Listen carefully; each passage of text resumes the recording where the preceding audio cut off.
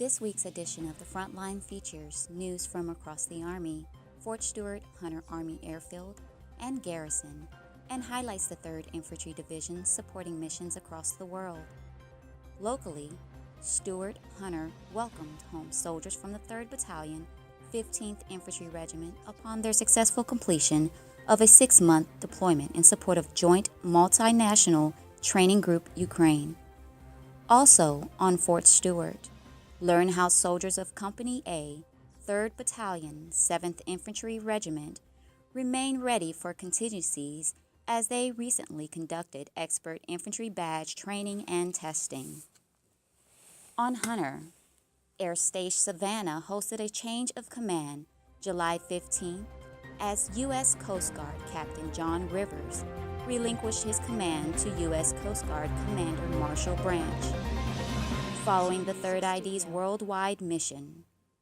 In Tanzania, Africa, soldiers with 19 Field Artillery and 2nd Brigade Combat Team continue their support in Africa during the Ministry Corps 2016, demonstrating proficiency in conducting peacekeeping operations.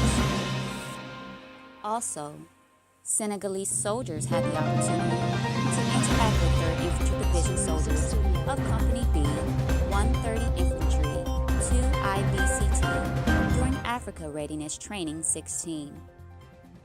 In Estonia, soldiers from 3rd Battalion, 69th Armored Regiment held their range week at Tapa Training Area. In Poland, Speed and Power soldiers of 3rd Combined Arms Battalion, 69th Armored Regiment supported Operation Atlantic Resolve, conducting an M4 rifle range.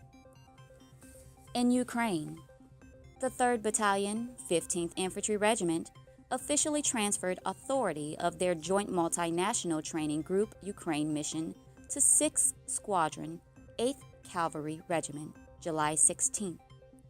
From across the Army's Military Advisory Panel mandated installations to advise soldiers and their families that household goods and vehicle storage expenses will not be reimbursed by the government without PCS orders authorizing it.